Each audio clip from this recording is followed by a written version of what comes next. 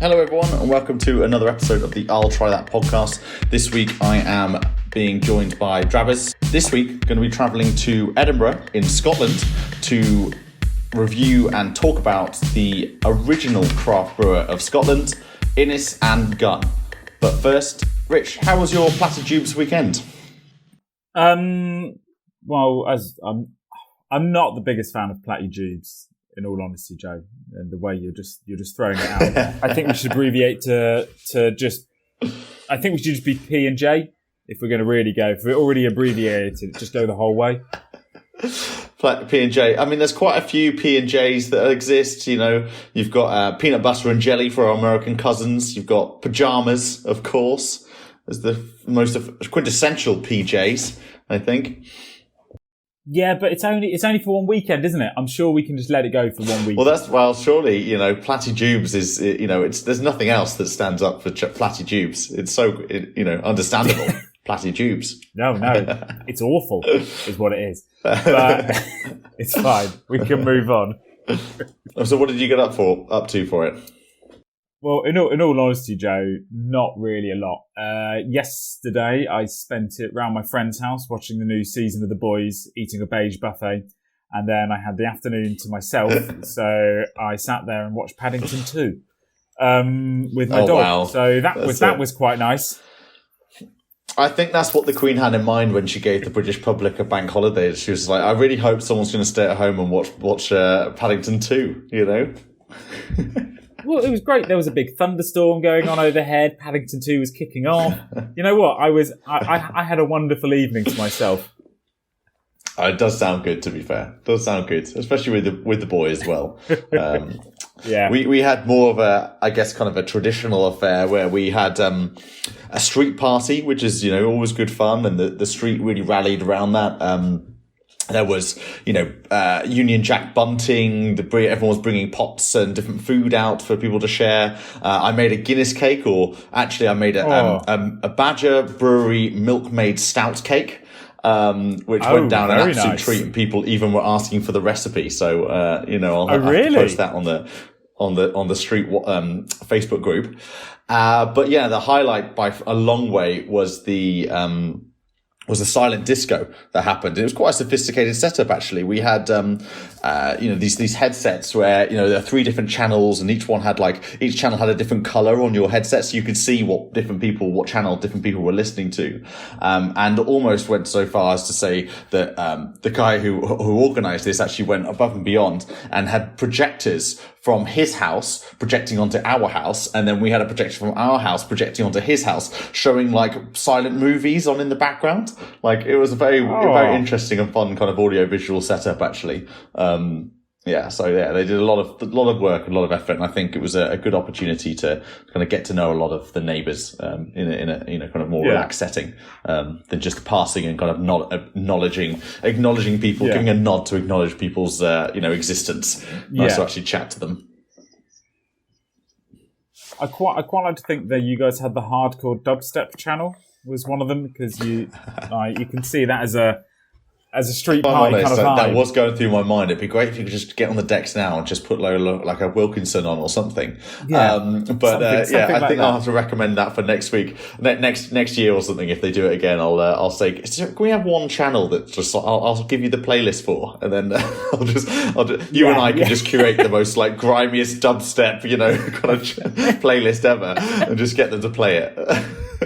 Because even if you come down, then just you and I will be on that channel the whole time, having a good time. Yeah. Yeah. Headbanging away. I love it. So did you have any Jubilee-based alcoholic beverages? Because I didn't see many Jubilee-based beers. I did have a look. Did you have any Jubilee-based alcoholic beverages while you were knocking about? I didn't. Nothing that was Jubilee-themed or anything. Have you come across anything?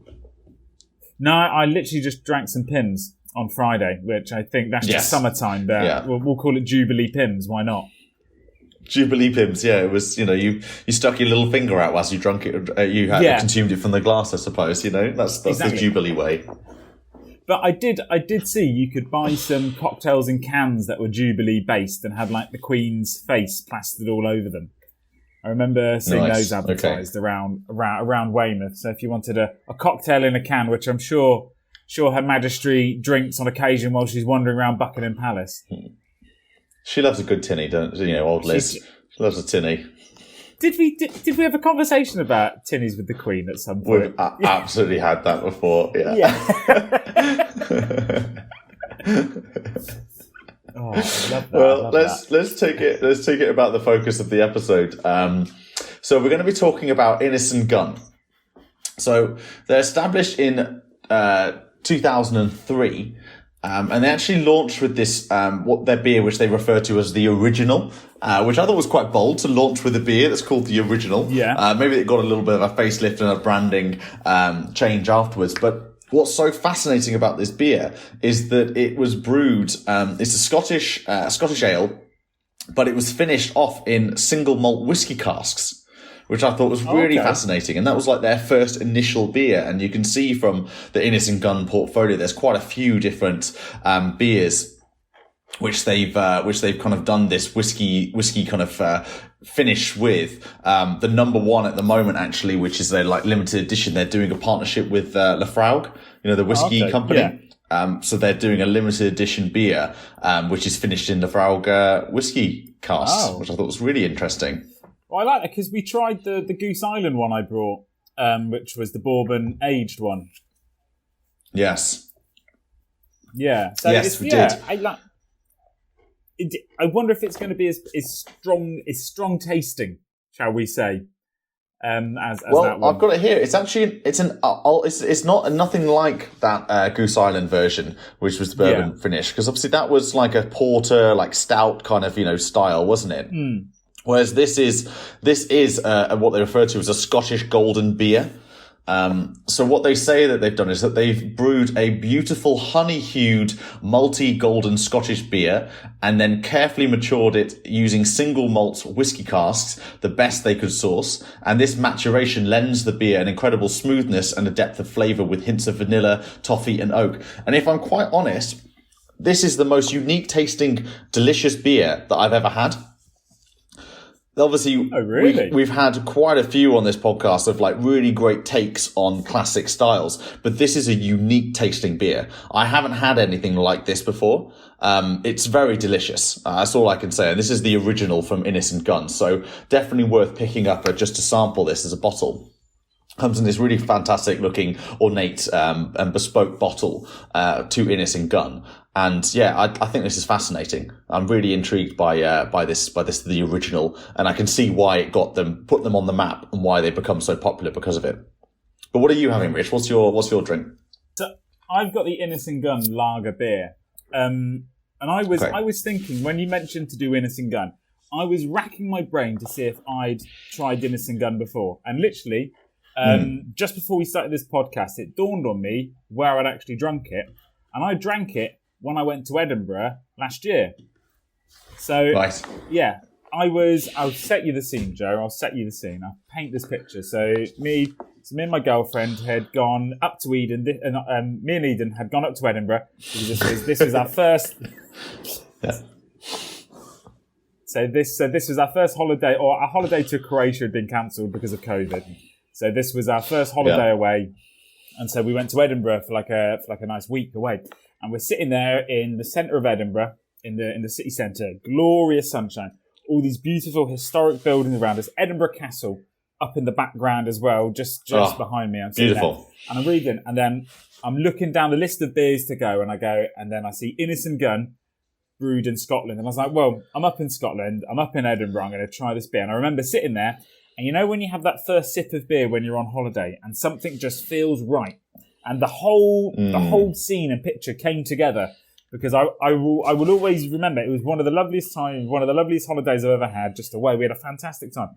But that beer was kind of the first beer I had on that holiday, and it just kind of set the tone for the rest of the holiday. So I've got a bit of a special place in my heart for Innis Gunn now.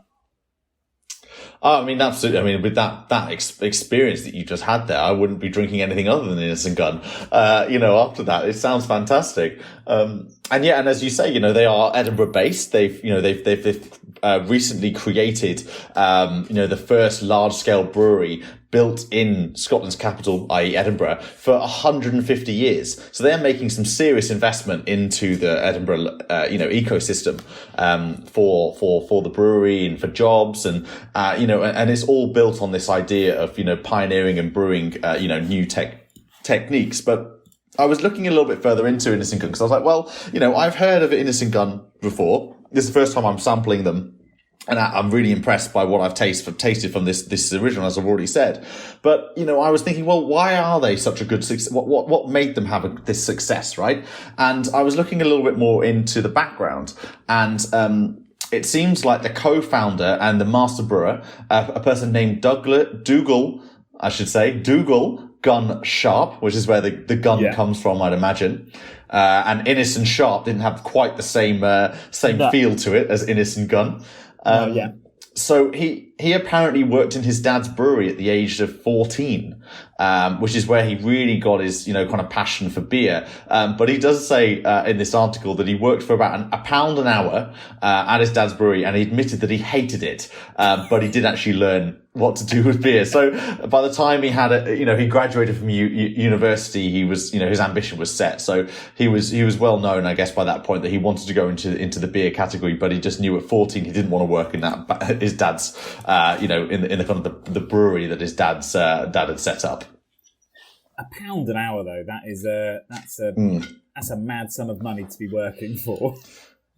I would like to see the labour laws nowadays for that, but yeah.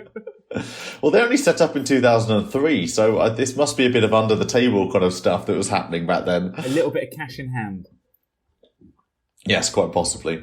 But yeah, I mean, excited by these guys, and they've got a really interesting look, haven't they? I mean, the can you can describe for the listeners what you're seeing on the can. So the can I've got is a lovely green. I'm not too sure what shade of green you would call that, but it's a nice dark green.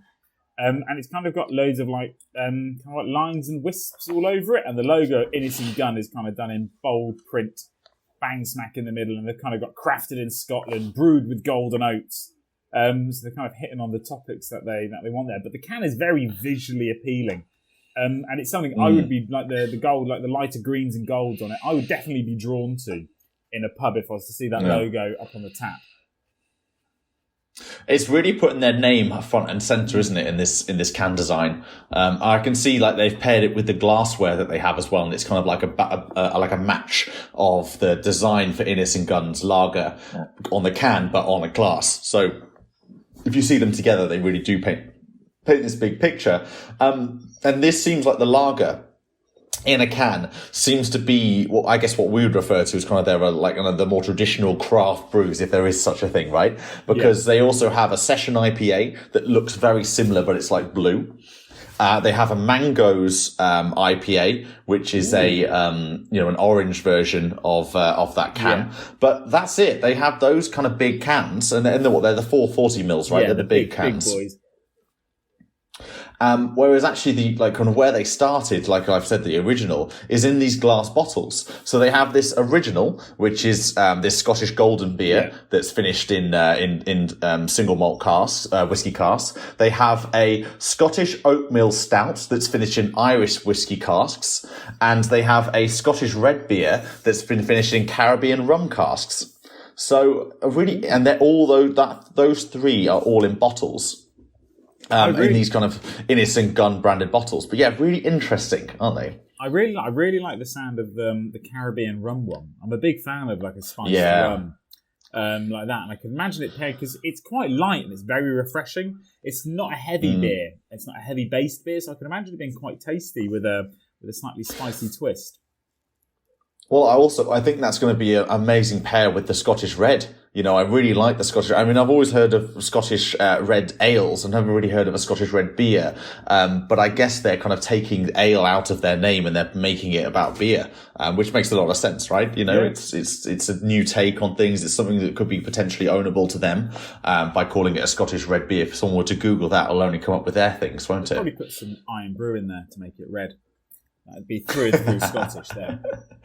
Yeah, that'd be, maybe the Scottish red beer is actually just Iron Brew but alcoholic, and then that's.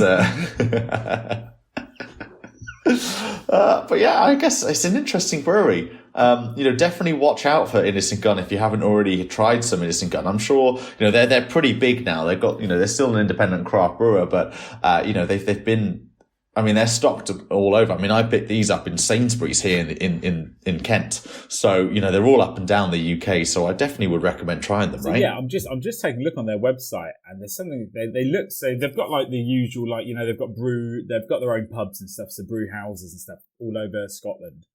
And Glasgow and everything like that. But I'm looking, but you can actually do brew school, Innis Gunn brew school, which seems to be going on every single day through the week, where you get to brew your own beer, and you kind of take away 5 litres of your own beer, which I think is quite cool, in a mini keg, which I reckon would be, and you learn how to brew it, which I think is great.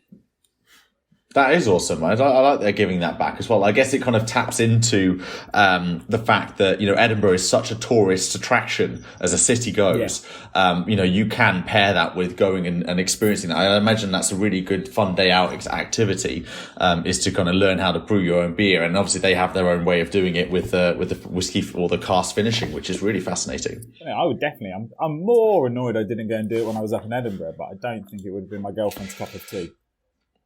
No, but this time round, this is a second trip up there. It's another excuse. You can woo in with a romantic reintroduction back into Edinburgh, but you've booked in this Innis Gunn thing. So it's all around. I like it. I'm sure she'll let you off with that one. One indulgence, let's say. And let's face it, brewing beer. You need to, with Weymouth's newest craft brewer, just kind of getting going. Learn from the best. And I think we're experiencing that Innis Gunn are a good company to learn from. That's it. Well, I've been looking into what my next beer is going to be, and maybe I'll have to find the Innis Gunn recipe and try and do my own knockoff version like Lidl and Aldi. Yeah, maybe you call yours the Innis and Sharp or something, or Innis and Drabbers. Yeah, probably not Drabbers Gun. That one doesn't ring. No, I don't think so. But so on Instagram they have 27.9k followers, and Twitter they have 13.9k followers. Wow. So again, another brewery that we're seeing a lot more from, and a bit of social buzz about them. But yeah, overall, I'm infatuated by this. The original is a very different beer than I've had before. And I think it's very smooth, as they say on the tin. I'm definitely going to go and buy this again, because it feels a shame, because I enjoyed it so much in Edinburgh, but then just kind of forgot about it. And then kind of redoing it now, I'm genuinely back in, and I think this will be on my rotation of beers that I like to drink. When you go in there and you look and you go, well, I like that, and I like that, and I go, well, I like that, and I think it's going to come into my rotation of the beers I buy. Well, you're going to have to find that Scottish red with the Caribbean rum cask as well. That's going to be right up your street, and let us know how you get on with that one. I'll see what I can find. And that's all we have time for this week's episode of the I'll Try That podcast. And so from me, Joe, Rich, Barbara, and Simo, goodbye. Don't forget to follow us on Instagram, Twitter, I'll Try That Podcast.com, and watch us on YouTube. Goodbye now.